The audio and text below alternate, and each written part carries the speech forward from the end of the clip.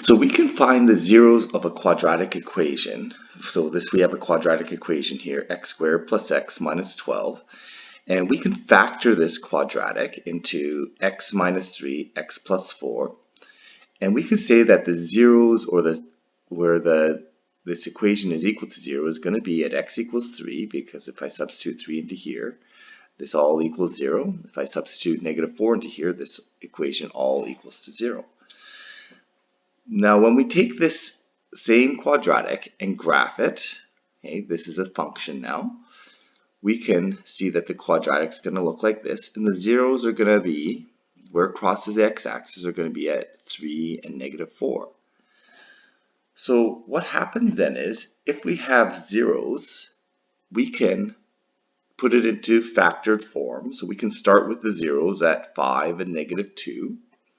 And what we can say then is, if we have zeros at 5 and negative 2, we can factor into x minus 5, x plus 2 equals 0. Okay? And we know that this quadratic in factored form can be expressed in this way. And the same can be done with the function. If we have zeros at negative 2 and positive 5, we can put this into factored form, and we can express it as this general form equation. So if we have the zeros, we can write this function in factored form very easily. And vice versa. If we have the factored form, we can write the function in factored form very easily. So if we have the zeros, we can write the factored form, or the other way around. If we have the function, we can write the factored form. We know where this graph crosses the x-axis. So this helps us draw this function if we know these 2 points. And these 2 points are very useful because they are symmetrical. In fact, since they are symmetrical, we can find where that vertex is if we need to. Okay, because we know that that vertex is going to be along this line of symmetry. And we know that if we have any 2 symmetrical points, we can find the middle point by using an average formula. So we have to note though that if we have this quadratic, y equals x minus 5, x plus 2, we know where the graph crosses the x-axis. There should be a 0 at negative 2. There should be a 0 at positive 5.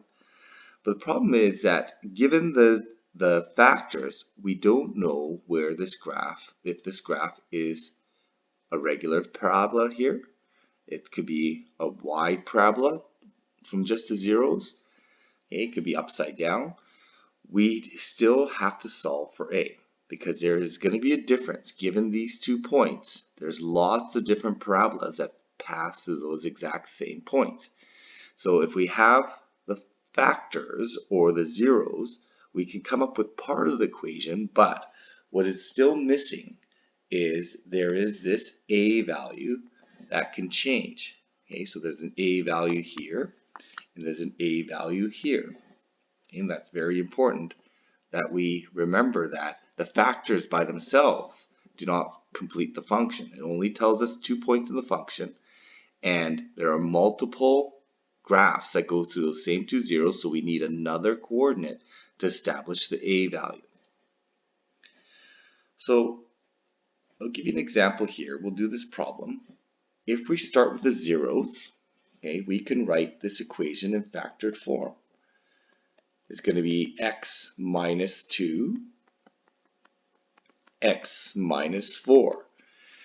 Now, this is not the complete equation because we still don't know which direction it's opening. We don't know if it's expansion or compression. And to do that, we need this coordinate. So if I sketch this graph at 2 and 4, at x equals 2 and x equals 4, we have this graph here, but we don't know if the graph is going to go this way. We don't know if it goes this way. We have no idea. However, once we fix this coordinate at 3, negative 12, maybe down here, we have a very good idea what this graph looks like. In fact, this happens to be the vertex because we can tell because it's halfway between those 2 points, it's symmetrical.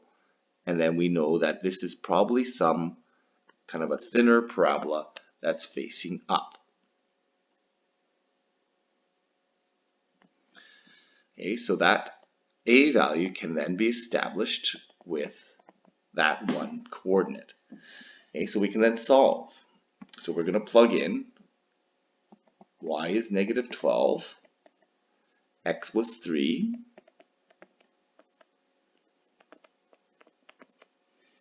and then work out this parabola. So work out this equation, solve for a. So we end up with negative a equals 12. So yeah, negative a equals 12. So a is equal to positive 12. This is a vertically expanded parabola with an a value of 12.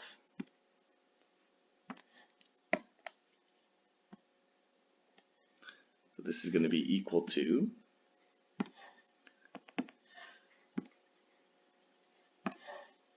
that 12 was solved by using that point, by plugging it in. So our factored form is 12 times x minus 2, x minus 4.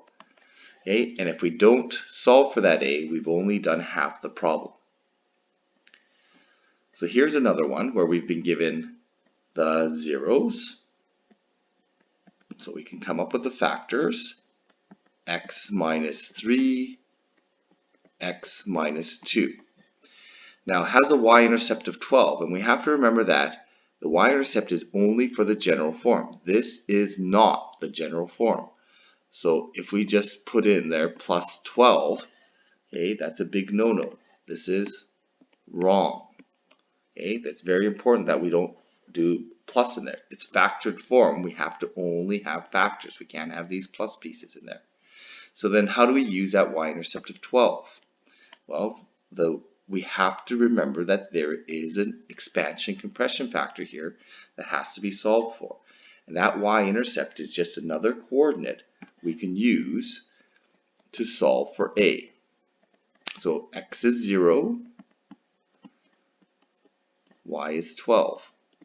So when we plug this in, we end up with 6a equals 12, a is equal to 2. Okay, so it's very important that we solve for that a. So we end up with the a equals 2. So my function looks like this, and we write it in factored form. We have our a value, and then we have our factors. Okay, and we cannot forget about that 2, because that fixes the direction of the graph. If I were to just draw this graph with the zeros, I have a 0 at 2 and 3. The y-intercept is up here at 12. Okay, then that 12, this y-intercept gives us an indication what this graph looks like. So now once I have that y-intercept, I know that graph is going to look like that.